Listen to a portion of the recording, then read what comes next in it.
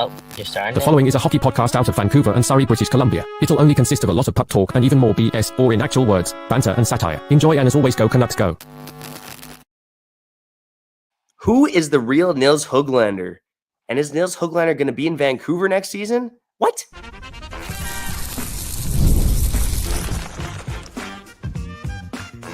You're Locked On Canucks, your daily podcast on the Vancouver Canucks. Part of the Locked On Podcast Network, your team every day.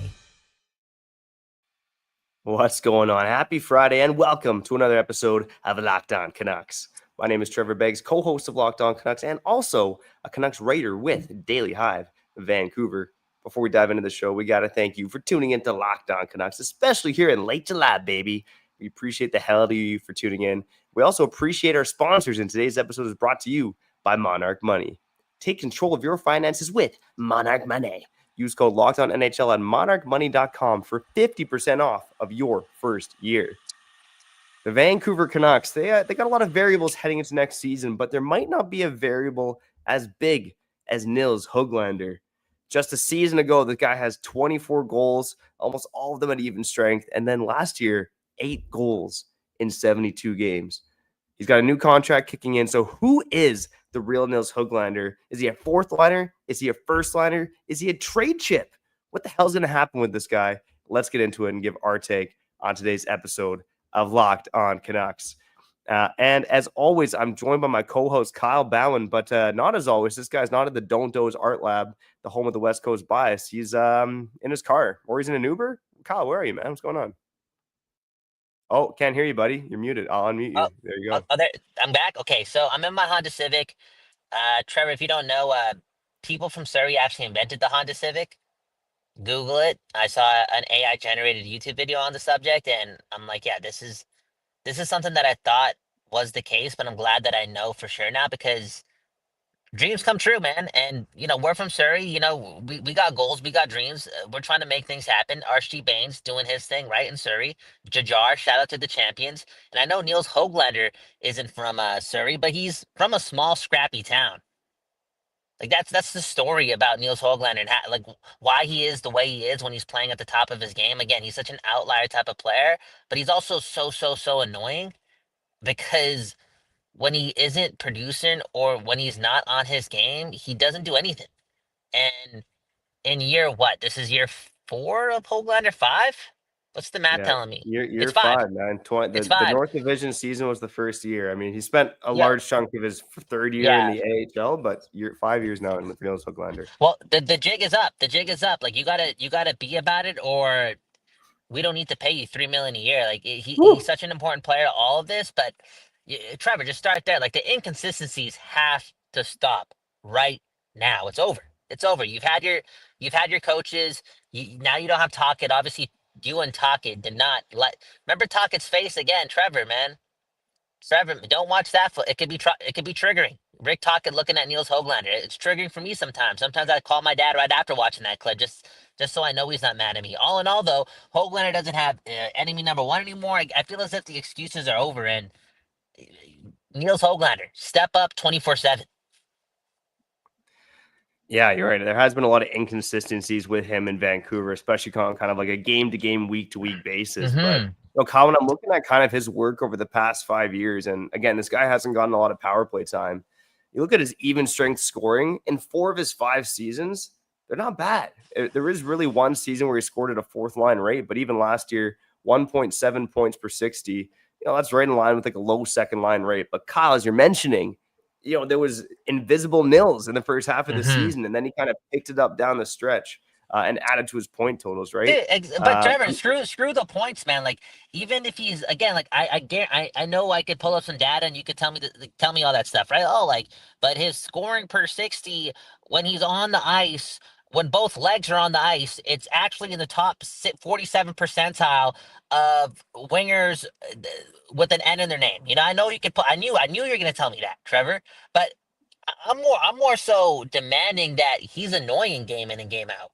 He's finishing all of his checks. He's getting the other team to take penalties on him. Like we've seen the best version of Nils Hoglander. It's some of that offense, but it's a mix of both. And for him, it's like, the offense, don't you agree? Like, it's always going to there's always nobody goes on an 82 game point streak or scores every game, especially a guy like Nils Hoglander. But when the offense is not there and you're kind of gripping your stick too tight, like it's time for him to realize now that like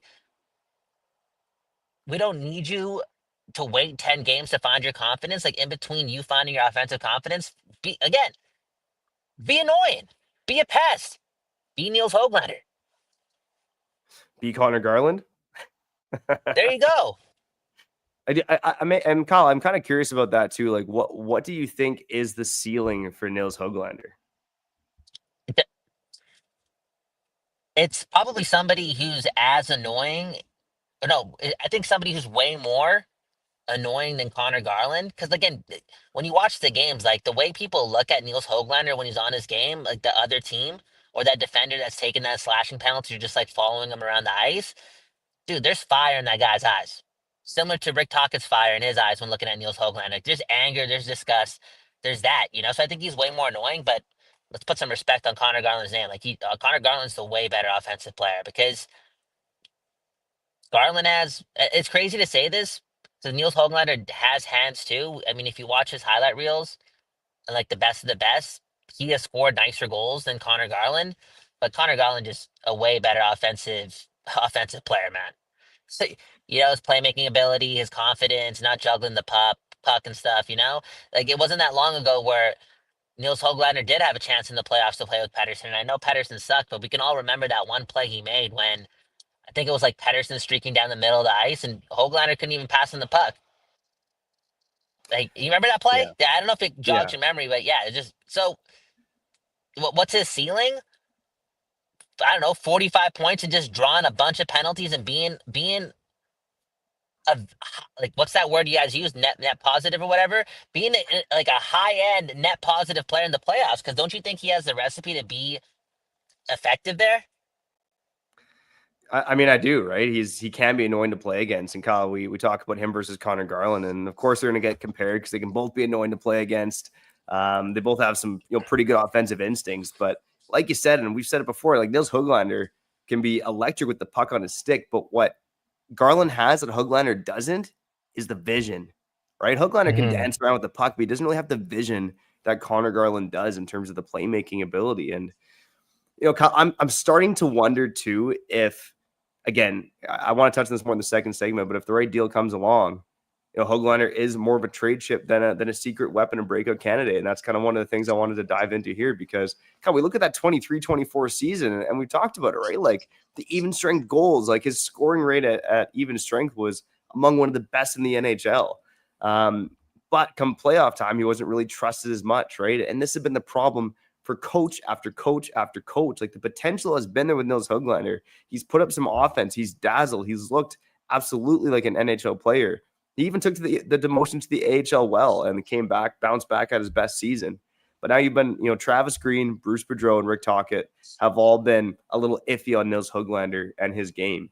And look, he's never going to be a defensive savant, but you just want to make sure that he's taking risks in the right places. And that's something Rick Tocchet has kind of talked about in interviews this summer too. It's you got to make calculated risks out there, and it sometimes feels like Nils Hoglander is just dancing around and making maybe uncalculated risks, for lack of a better term. Well, yeah, because I mean, again, you can connect I know the confidence doesn't always like connect to like intellectual ability and just being efficient and moving like a robot and just like you're leaning on your habits, but this guy's when he's not feeling himself, he's such an unconfident player. And again, it's seen in his ability to be invisible.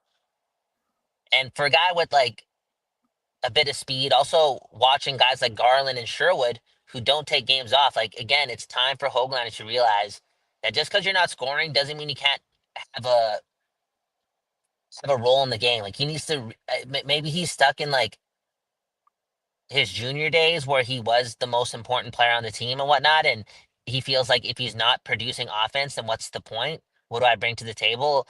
But man, you're obviously so much more than that. And maybe you're better at the annoying stuff to get you into the game than the offense in the NHL because it's hard to score in the NHL, man. So I know I just rambled there a lot, but how about Kiefer Sherwood? Like you look at if you want to talk about athleticism, you want to talk about player types, like Hoglander is way closer to Kiefer Sherwood than he is to Connor Garland.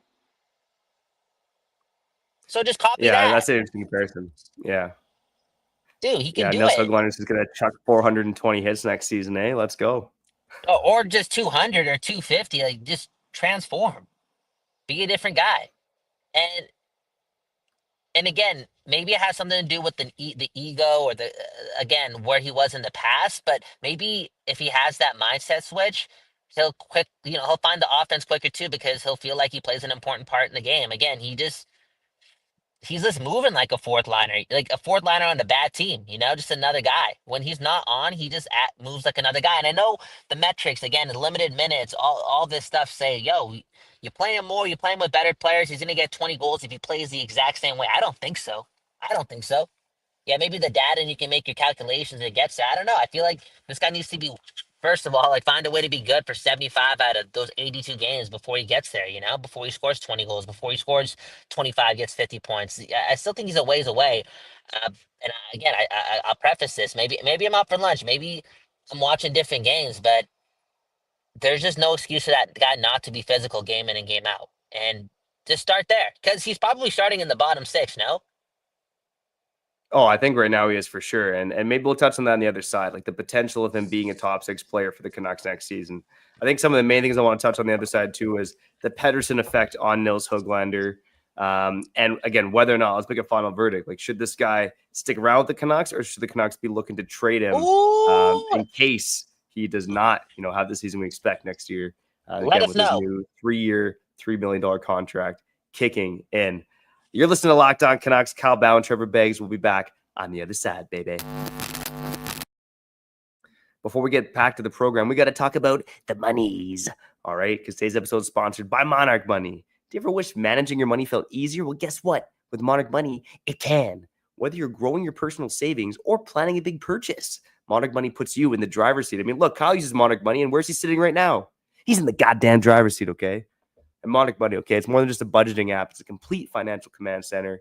You can track all your accounts, investments, and spending in one place. So in addition to managing your money, you're also building wealth. And look where Kyle and I are right now. Again, Kyle in the driver's seat because of Monarch Money. And Monarch Money, for me, it's helped me last 25 seconds longer in bed. Kyle's yapping. His mic's muted. Kyle, you got something to say, buddy, about Monarch Money? Let's go. Buddy, come on. Dude, how did I get myself in a Honda Civic, Trevor? Finish a sentence. Because of Monarch Money, okay?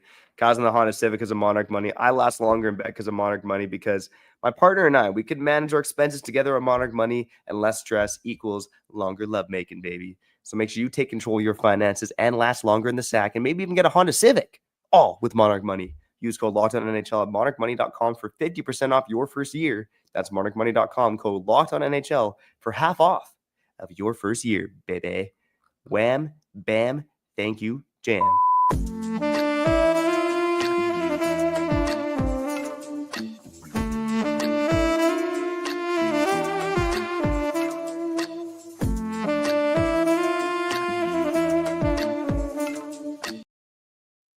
All right. We're back here on Locked On Canucks. Your Canucks every day, man. Even in July, even in August, even on Mars.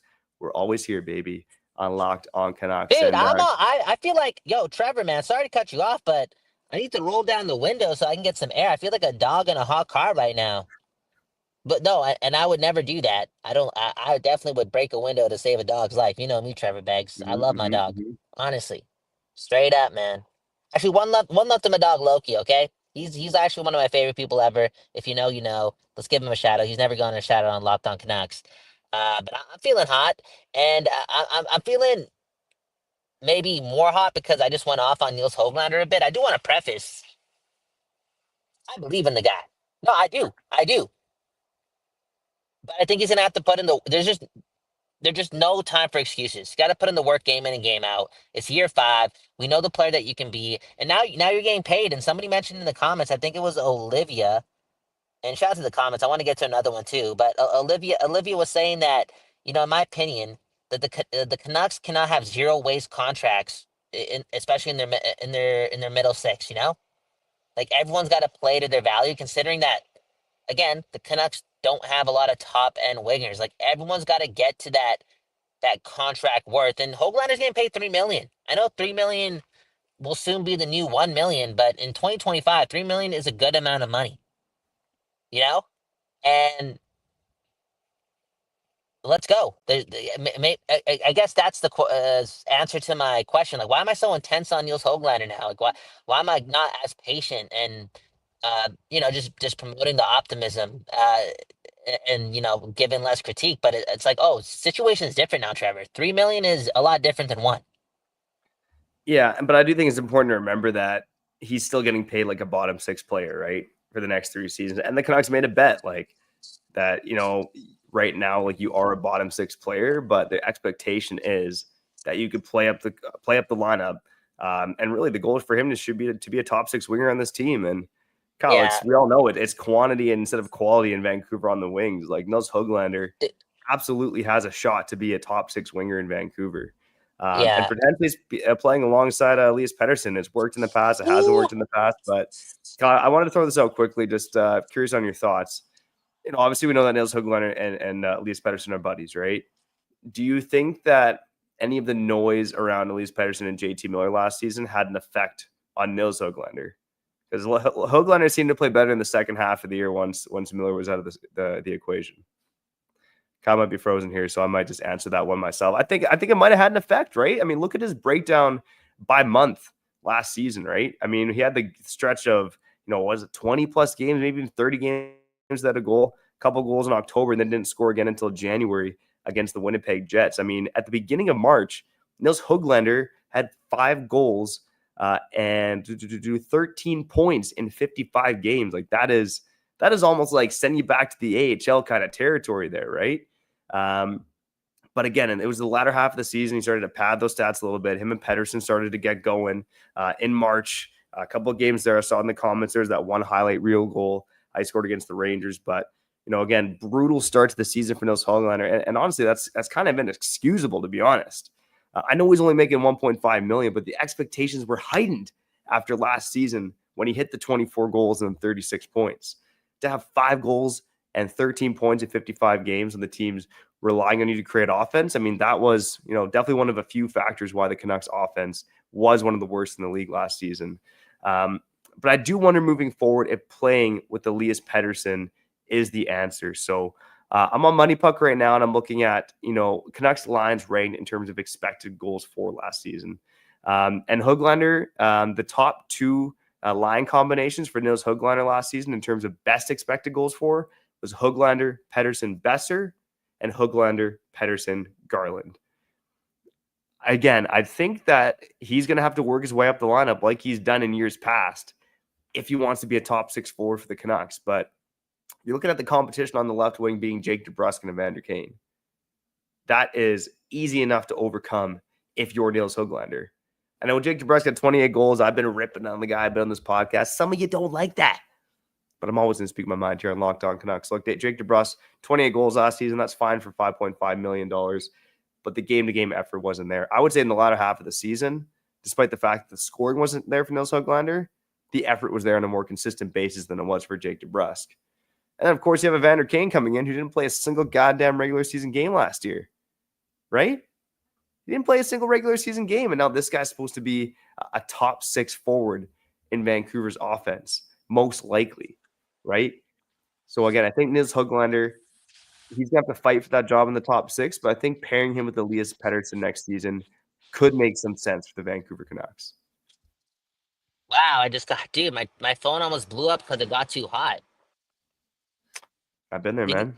Did you see me disappear? Did I leave? Like, I don't even know what happened. Yeah, you left, and then I looked. There was like 2 of you in the lobby at one point. Okay, so why did when I left, like why didn't you cancel the podcast and give me a phone call to check, like, what if somebody attacked my car, attacked my Civic? Come Kyle, on, what do you man. always say, man? It's fans first. It's fans Ooh, first. hit the like button for that. Hey, there you go, man. I like that, man. Great answer. I think you asked me about Hoglander and Pettersson's friendship. I don't know. I don't really care about that too much because, like, shout out to your friendship. I don't know how much that equates to chemistry on the ice. I think both players, again, have to just block out the noise, whether it be internal or external, and just keep things going. And And Trevor, you kept saying something like, "Oh, this organization, it's looking at Hoglander, and they made the commitment, and they hope that you know during this contract, this new one, he finds himself in a position where he's arguably and most notably a top six player, like doing his thing. He's taking the next step, dude. I don't even know if that's the case completely. Like, dude, maybe dude, third liners and fourth liners, they help you win games. At the end of the day, they just want this guy to be a guy who helps them win games. At his best, he can do that.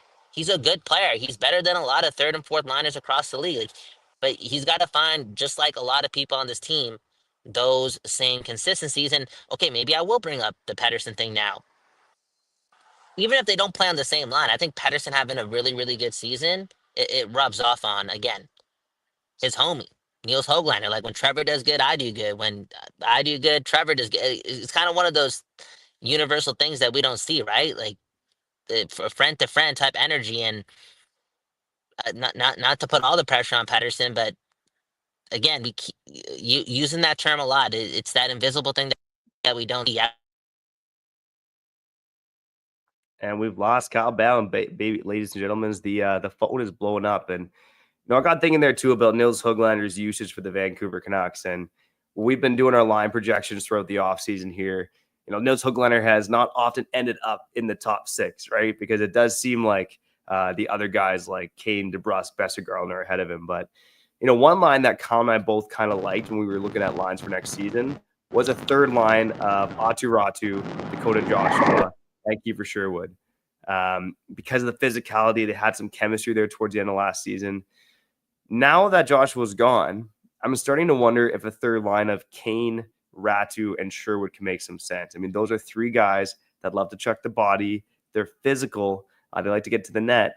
It's not something I would like to see in training camp. But again, I think Nils Hoglander has to earn the opportunity to get into the top six before you can put guys like Kane and Sherwood on the third line. But to Kyle's point, Stanley Cup contenders, they need guys on the third line who can make a difference. Nils Hoglander could be that guy. But as we get to the other side here, we're going to cut to break quick. And on the other side, I want Colin to give an answer. Should the Canucks trade Nils Hoglander or keep Nils Hoglander? Now that, again, they've opened up some cap space, they're looking for another addition to their forward group. Should they trade or keep him? We'll get to your comments as well on the other side here on Locked On Canucks.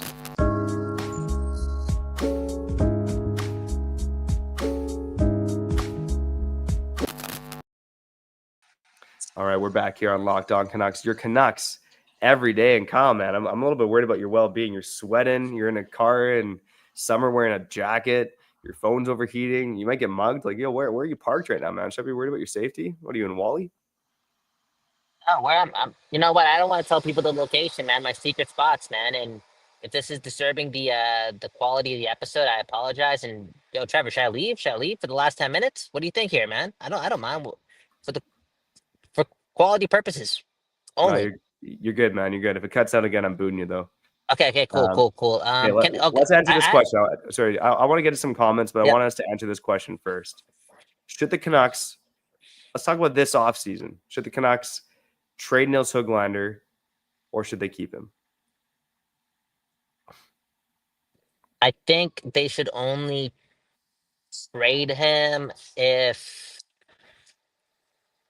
it's either part of a trade or a must-needed salary dump for a way, way, way better player, like a player that's like 5 tiers above Nils Hoglander, because he's still young, and I don't want to just view him as a cap casualty to fix the second line center. Like I feel as if the second line center situation already has like a middle, like it's maybe like $4 million, $5 million, whatever it is.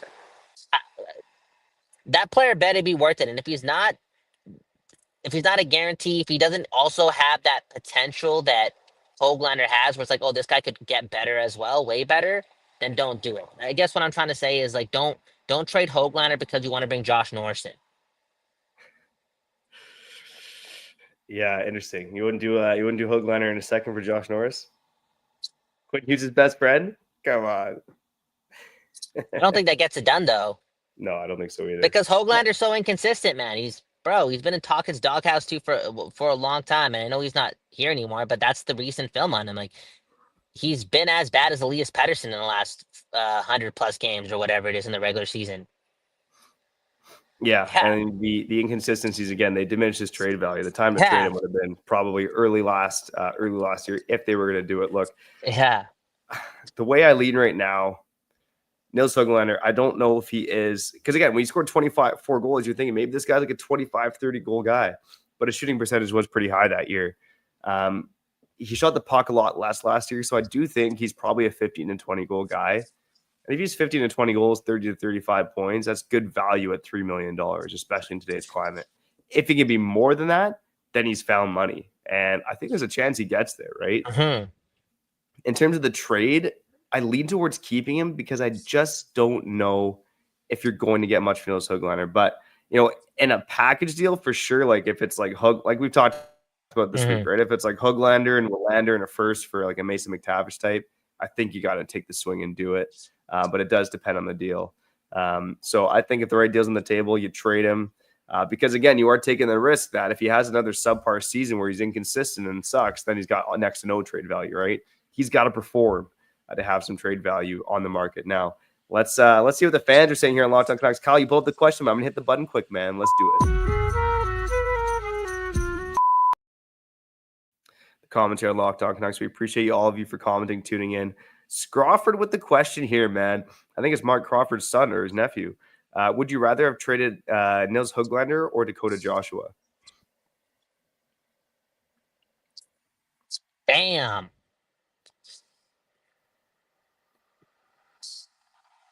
That is a great question. No, it is. And honestly, just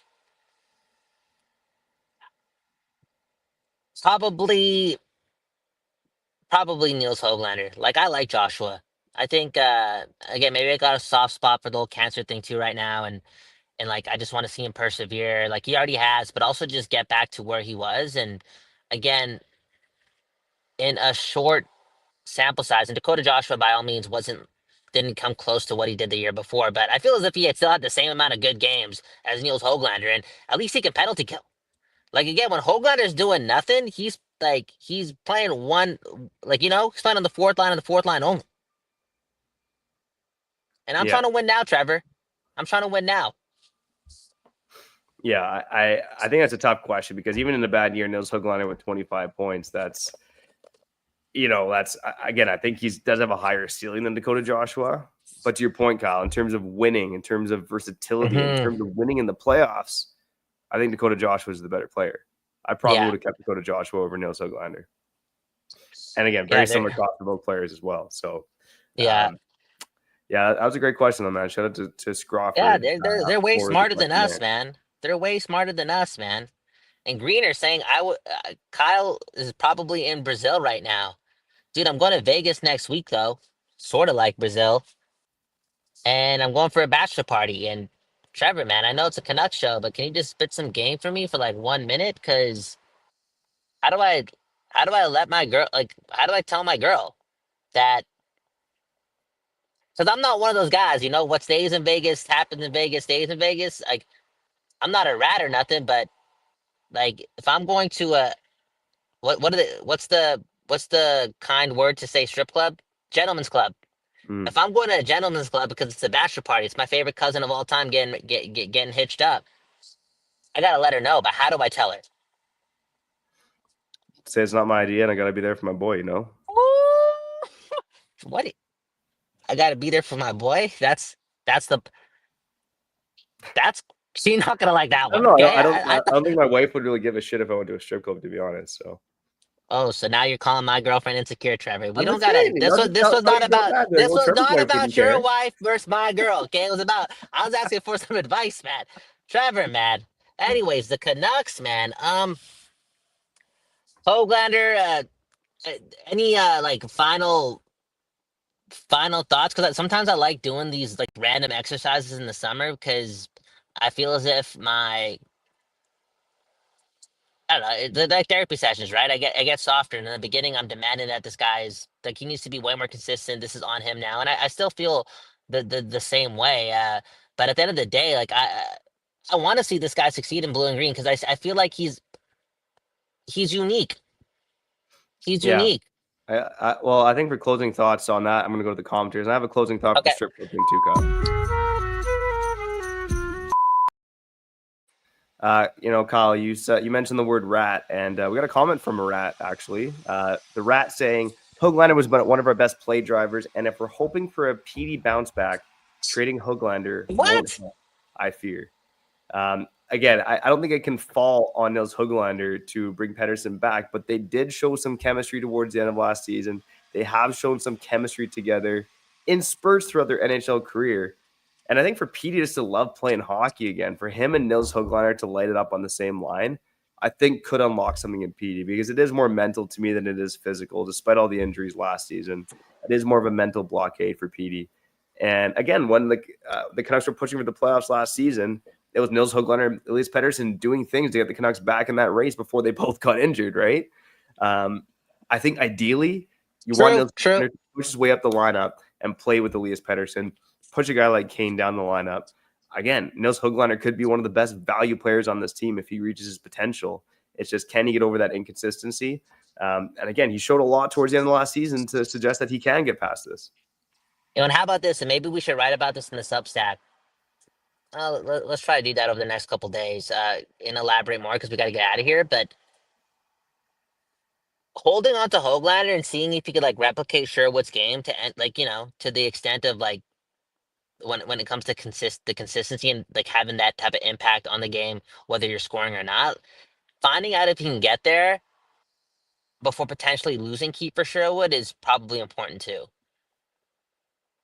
Yeah, I would agree, man. Yeah. I would agree. Because, just looking at some numbers for Nils Hoglander and Pettersson over the last 2 seasons, interesting to see that, 3 seasons, their expected goals for when they play together is pushing 58%, which is a pretty strong total. Those numbers dip to Hoglander's about 50 without Pettersson. Pettersson about 49 in terms of expected goals without Hoglander. The point is, they make each other better. They're buddies. Pettersson would love playing hockey if he's lighting it up with his bro on the team. So Nils Hoglander, hopefully you're working out just as hard as Elias Pettersson. I mean, I like that. The problem is effort in training didn't seem like it was the issue for Hoglander, right? It was a little bit between the ears in terms of reading the game. There was reports last offseason, unlike Pettersson, that he was one of the guys in the best shape on the team. Yeah. So I think it's more sort of between the ears for Hoglander. And look, this is a make or break season for a man at the end of the day. But I'm believing in Nil the Thrill to figure it out. He's maybe having, like I said, an identity crisis, right? Where again, he feels like the only way he can get himself in the game is by scoring. We all have those days too at work and stuff when it's I feel like I didn't do anything today, and you're just low on yourself. But we don't go up against elite athletes. We're not. You know what I'm saying? It's a little different because you have to face it head on in front of the cameras. All in all, just know you can do way more than just score to find your confidence. And again, no excuses. And just to touch on that Pettersson thing again too, and break down some philosophy because, and this is when I cut out, but the trickle down effect thing. What is that? What is that? Again, Hoglander, with or without Pettersson on his line, will benefit from Pettersson playing at his peak powers because of the trickle down effect, the way Pettersson's success could relax other players and all that jazz. What exactly is that? Because I'd love to read a book on that. Yep, the Dick Trickle effect. I mean, look, it's what? No, I get it. The energy, the big beep energy effect. I like it. You got it, buddy. You got it. Again, look, if Pettersson's bringing his A game, I mean, look, the Canucks, again, they got a lot of middle six wingers. They need stars. But you can motivate each other internally on a team, and especially if Pettersson's bringing it. Hopefully he's motivated by Quinn Hughes. Hopefully the trickle-down effect really comes from Quinn Hughes to Elias Pettersson, who can pass it to the rest of the forward group. Okay, a couple points before we wrap up here on Locked On Canucks. Dan Jardine, shout out to Dan Jardine, shout out to Greener, shout out to Olivia, shout out to Mel, shout out to all of our commenters. Dan Jardine saying, whispers that Dak wasn't the most committed to fitness as well. Interesting in that Nils Hoglander, Dakota Joshua debate that, again, Nils Hoglander came into camp in the best shape. Dakota Joshua was also not in great shape, but of course, his training was let down by the cancer. But we heard the same reports the season prior in 2023-24. He rectified that with a good season as well. Agree in the comments, just talking about your Vegas, Kyle. It's easier to ask for forgiveness than permission. Just go to Vegas. And I think my last point to you there, it took me a minute to brainstorm it, man. When you're talking to a girl about going to the strip club, be like, baby, it's for the bachelor party. But I don't want to see any of these girls naked. The only girl I want to see naked is you. There you go, man. That's not gonna change, dude. I don't even. Trevor, man, I thought I could come to you for support. Here's the thing. You know what? If she's not okay with it, because I know Greener's telling me to, quote unquote lie, right? That's a good one. It's easier to ask for forgiveness and permission. That's nuts. That's crazy. We might have to delete this episode because of that one. Okay? Honestly, that's nuts. Whoa. Anyways, I'm a transparent person. I'm an honest person. I like the it's all everyone's different, but I just want to see how she feel about it. Maybe she'll be like, yeah, cool, I get it. Don't stay in there for too long. You know, pull the what's it called? The Irish whiskey when you get going and whisk your way out. Is that what it's called? Like, what's it called when you like go to a party and leave the party early? Yeah, I'm not sure, to be honest. Okay. Irish whiskey didn't sound right. Okay.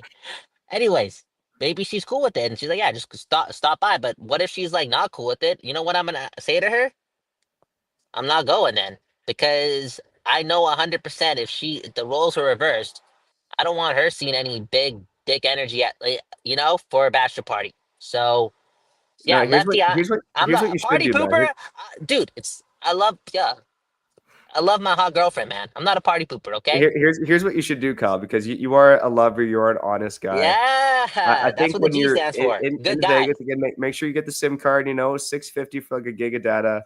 When you're at the Yeah. strip club, you should step out and just call her. Just be like, being around all these girls, it just makes me realize how much I don't want to see them and I want to talk to you. So give her a call. How about I FaceTime her in the club? I don't think she's gonna be able to hear you, and then she's just gonna be jealous. So you gotta step outside. Okay, thanks. See, that's the best. Thank you, Trevor. I'm happy you ended it on that note. You're actually a good friend. I try, man. I try. I'm Yep. nowhere near as good as the listeners here on Locked On Canucks. We appreciate the hell out of all of you for tuning in.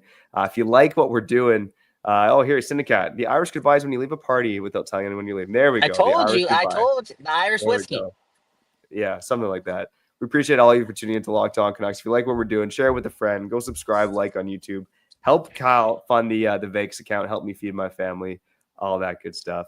We'll be back next week or earlier. Who knows? Here on Locked On Canucks. Yeah, go to Vegas, baby.